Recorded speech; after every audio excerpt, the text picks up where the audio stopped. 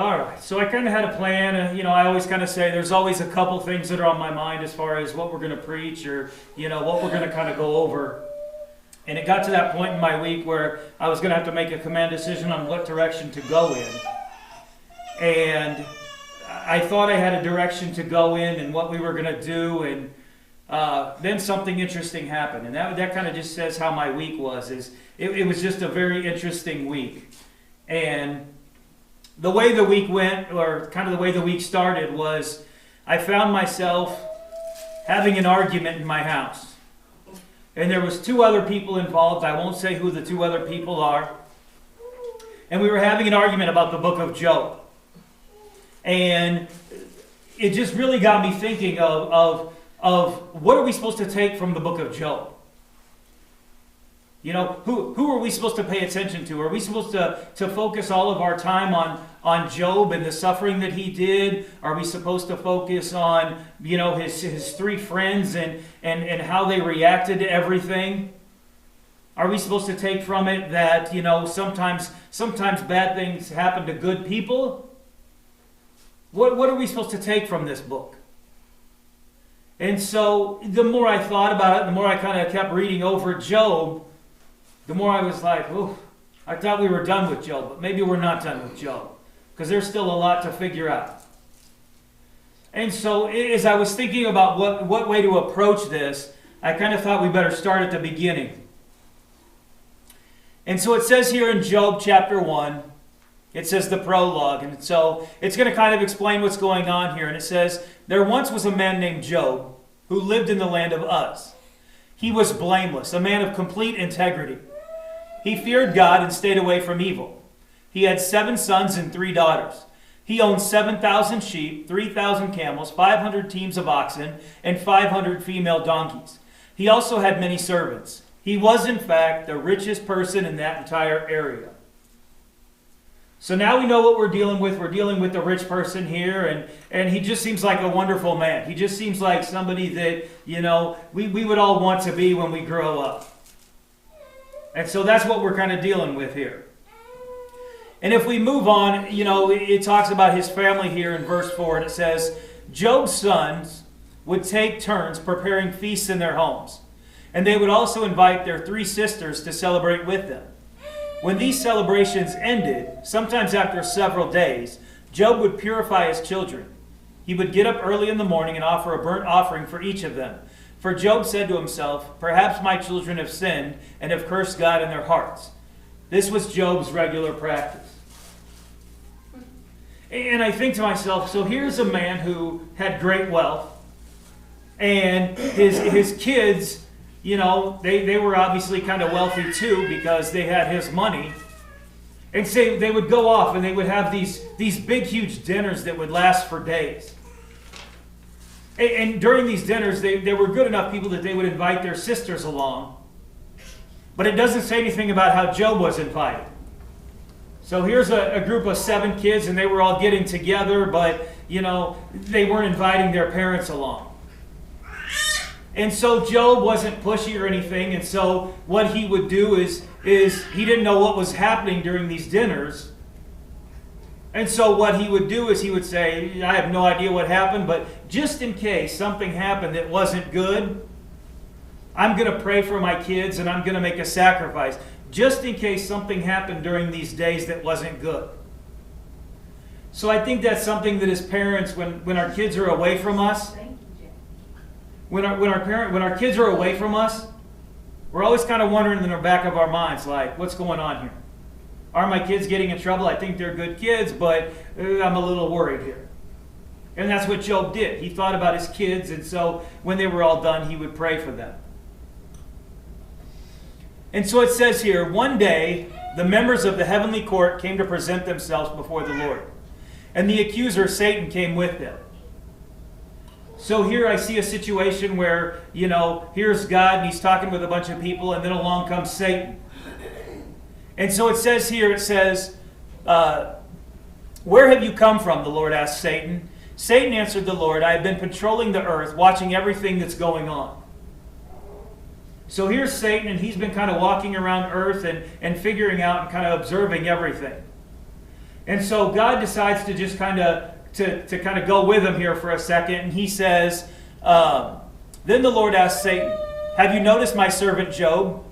He is the finest man in all the earth. He is blameless, a man of complete integrity. He fears God and stays away from evil. Satan replied to the Lord, yes, but Job has good reason to fear God. You have always put a wall of protection around him and his home and his property. You have made him prosper in everything he does. Look how rich he is. But reach out, and I'm cutting myself off here. But reach out and take away everything he has, and he will surely curse you to your face. And I think as we read this portion, we need to really pay attention. Because I think right here, what this set of verses does is really show us how Satan works. And I believe that that's one of the reasons that God had this verse in here.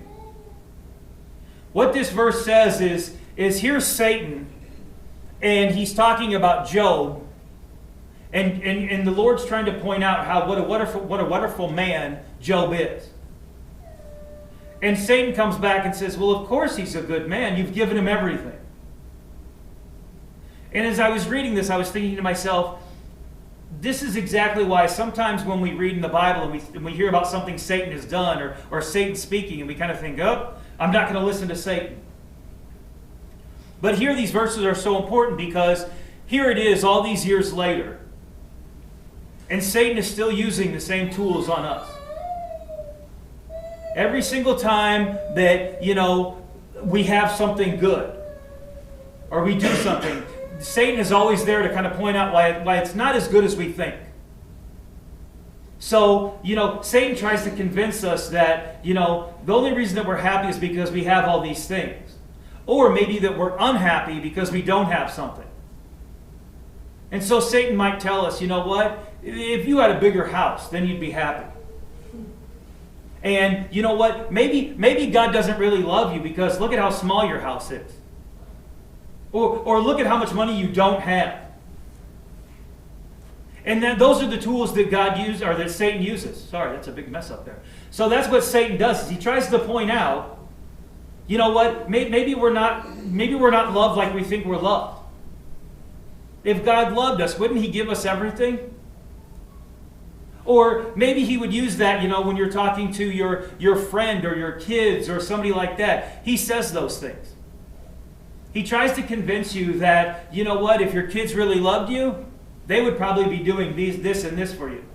Or you know what, if your parents really loved you, you know what, they'd buy you a brand new car. Or they would do something more for you. And that's the way Satan works. And that's what Satan's trying to use these tools when he's talking to God. He's trying to sit there and say, oh, that man that you want me to look at, that righteous man who does all these wonderful things, he only feels that way about you because you've given him everything. And so he says that if he took something away, that Job would curse him. And so in verse 12 it says, all right, you may test him, the Lord said to Satan. Do whatever you want with everything he possesses, but don't harm him physically. So Satan left the Lord's presence. And it says here in verse 13, one day when Job's sons and daughters were feasting at the oldest brother's house, a messenger arrived at Job's home with this news. Your oxen were plowing with the donkeys feeding beside them when the Sabians raided us. They stole all the animals and killed all the farmhands. I'm the only one who escaped to tell you. And while he was still speaking, another messenger arrived with this news. The fire of God has fallen from heaven and burned up all your sheep and all the shepherds. I am the only one who escaped to tell you. While he was still speaking, a third messenger arrived with this news. 3 bands of Chaldean raiders have stolen your camel and killed your servants. I am the only one who escaped to tell you. So every single thing that this man had that made him physically wealthy was taken from him. All within probably minutes of each other, these 3 people came and told him, this is gone, this is gone, this is gone. And who knows how he would, how would you react if something happened within minutes where everything that you had that physically gave you wealth was gone? Maybe your job, your home, anything you had, the stock market crashes, everything is gone. I would imagine some of the things that you would say would be, well, at least I still have my health and at least I still have my family. And I believe that if we have our health and we have our family, we can get by pretty good. You know, we can rebuild. We'll be okay, especially nowadays. We have insurance, right? So we're okay. But if we keep moving on here, it says, while he was still speaking, another messenger arrived with this news. Your sons and daughters were feasting in their oldest brother's home. Suddenly a powerful wind swept in from the wilderness and hit the house on all sides. The house collapsed, and all your children are dead. I am the only one who escaped to tell you. Job stood up and tore his robe in grief. Then he shaved his head and fell to the ground to worship. How would we react? What would we do if all those things happened to us? Our kids are gone. Our wealth is gone. What do we do? And that's the situation that Job found himself in. Everything was gone. And so if we continue to move on here, I'm skipping over the part here where it says that once again Satan went and saw the Lord again. And what Satan did was he now had permission to mess with Job physically, and so he gave him boils all over his body. He no longer has his health.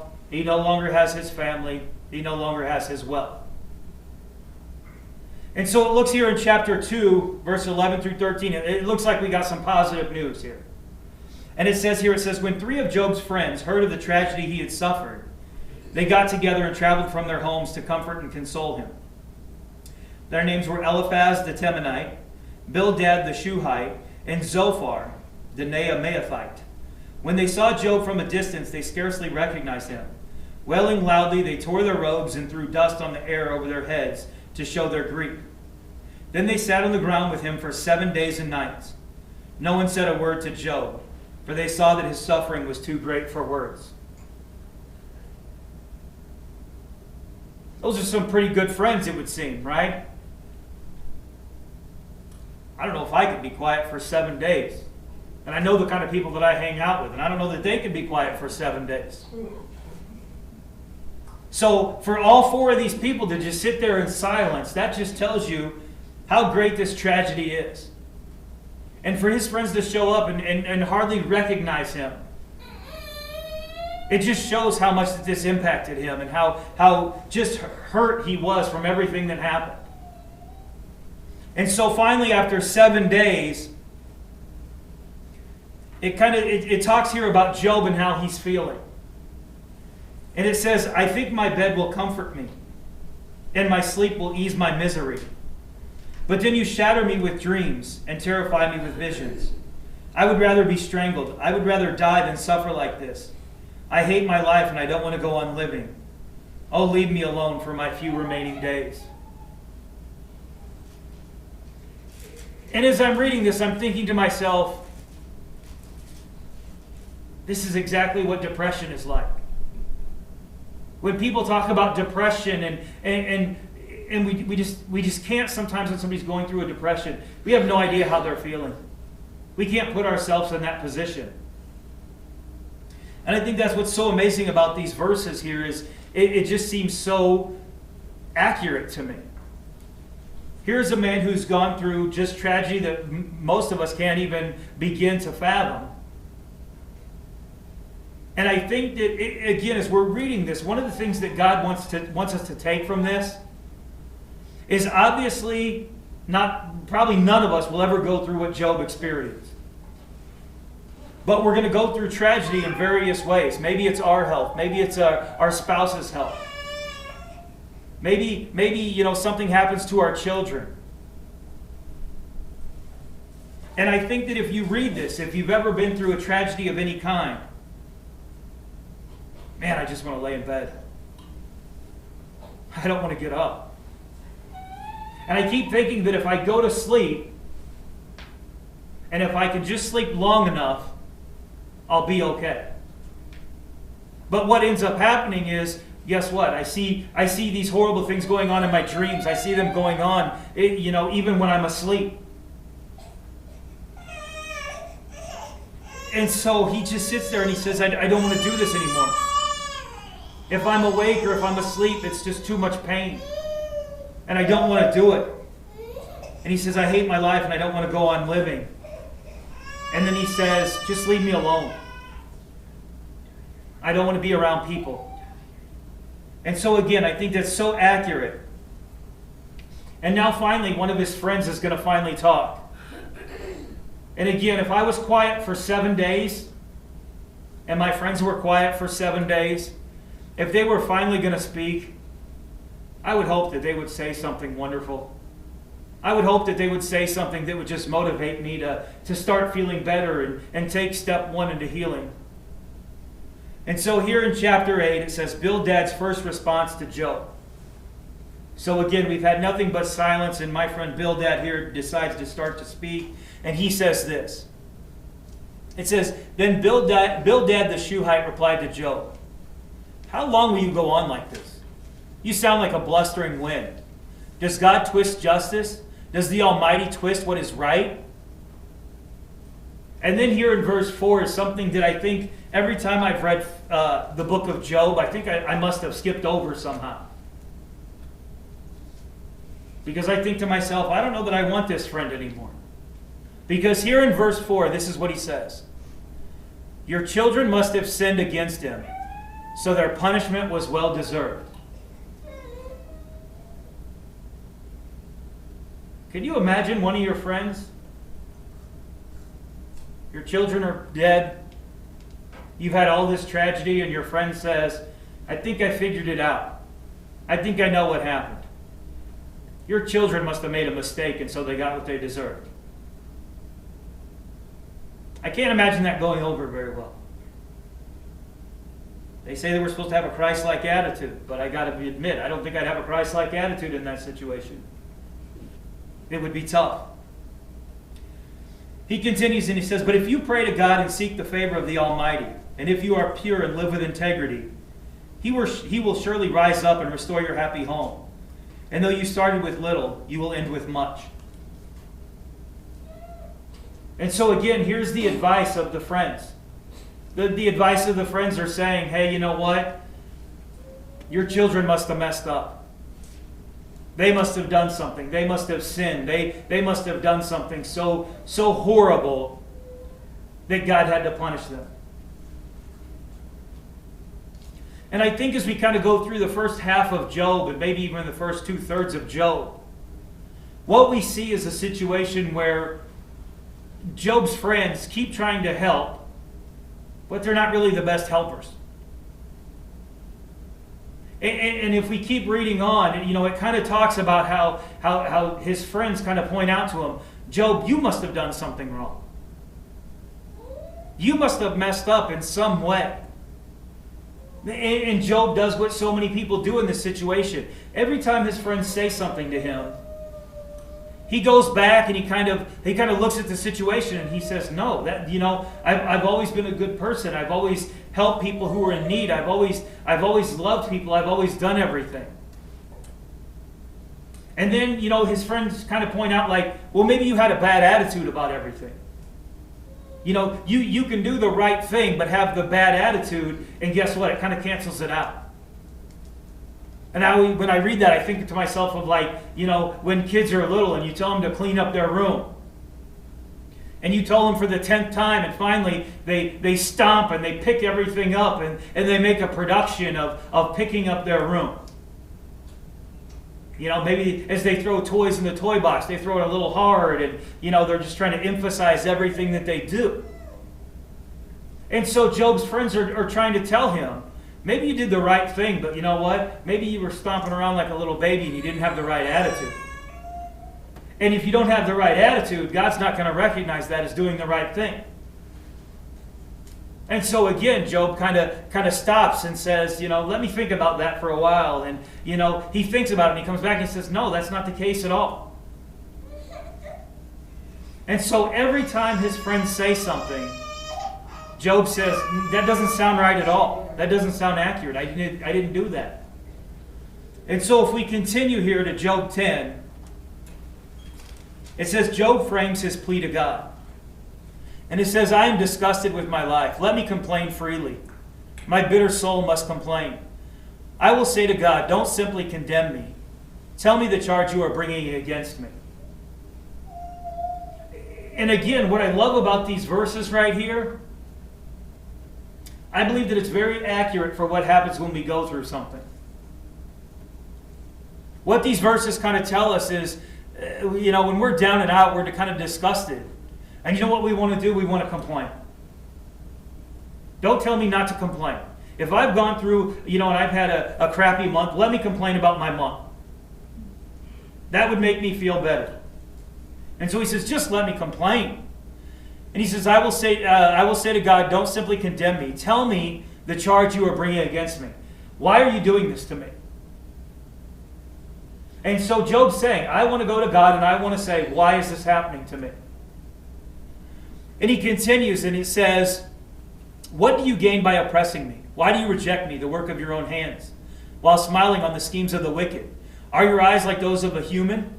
Do you see things only as people see them? And again, I think this is so accurate for how we feel. When we're going through difficult times, we see a whole lot of people who are doing wrong things and they're not feeling any pain for it. And so we say to ourselves, why do I have to go through this when I'm a good person? But there are people out there in the world today who, they're horrible people and they're not even trying to hide it. There are horrible people out there who are bragging about how horrible they are and they're proud of how horrible they are, and guess what? They keep getting rewarded. Why? And we don't understand it. And so again, as we're reading the book of Job, I think one of the things that God is trying to tell us, it is okay to ask these questions. It is okay to get angry. It is okay to complain. It is okay to say, why God, why? And I think one of the ways that we messed up, and I've talked about this, for myself, so many of us were raised not to question God. So many of us were raised that if you say, why God, why is this happening to me? That God is somehow going to curse you even worse. He's going to be more harsh to you. He's going to be mad at you. He's going to hate you. And you can't ever do anything. But here in the book of Job, it's saying, no, question me. Ask me what happened. And as we kind of get to this last slide here, this is still Job talking here. And it says, is your lifetime only as long as ours? Is your life so short that you must quickly probe for my guilt and search for my sin? Although you know I am not guilty, no one can rescue me from your hands. And as I read these verses, I thought to myself, these are important verses because guess what? So many people think that God is just sitting up there judging us. And all he's doing is looking for all the wrong that we do. He is just sitting up there and you know what? We do a lot of great things and guess what? He doesn't say anything. And it kind of reminds me of, sometimes being at work. Sometimes at work you do a million great things and guess what? Your boss is nowhere around.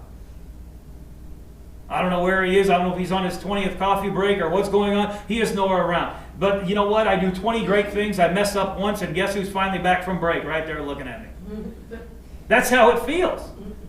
It feels like, and again, I believe that this is Satan at work. Because guess what? When we mess up or we do something wrong, Satan's first in line to say, oh, guess who saw that one? He doesn't recognize any of the great things you do. But the minute you mess up, there he is judging you. And so Satan tries to convince us that, guess what? We have a God who, he's not loving. He's not forgiving. He's judgmental. And every time you mess up, he's right there.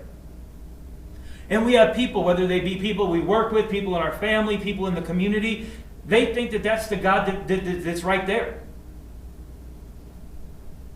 And so again, it's so hard to read the book of Job, and it's so hard to try and figure out, hey, this is what this friend is saying. And in some ways, this week was kind of a negative message in a way.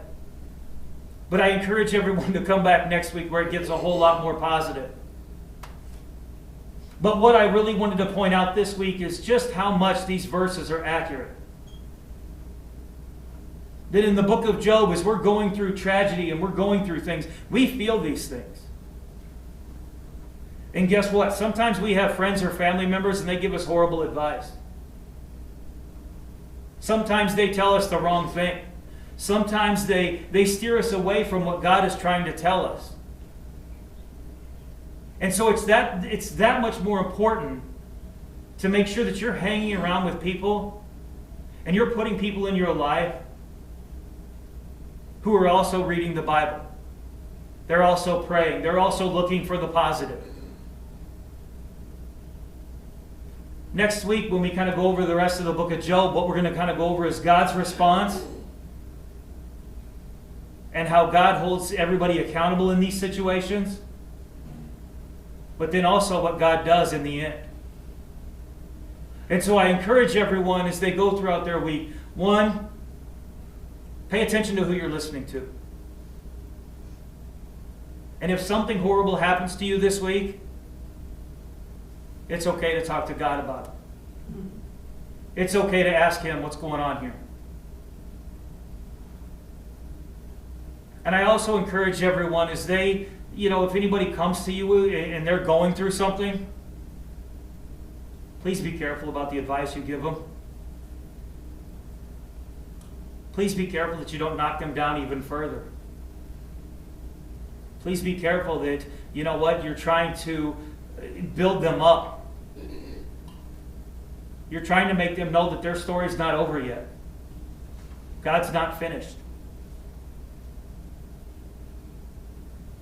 Let's pray. Dear God, thank you for this day, and thank you so much for the book of Job. Thank you so much for everything you do for us. And sometimes it's just so easy to focus on the negative. It's so easy to let Satan's voice come in and influence us and put us in a bad space. Thank you for giving us the book of Job to show us that when we have an issue with you, we need to come to you. When there's something that we don't understand, please help us to come to you and to continue to love you even when we don't understand, even though that's a very hard thing to do. In Jesus' name, amen.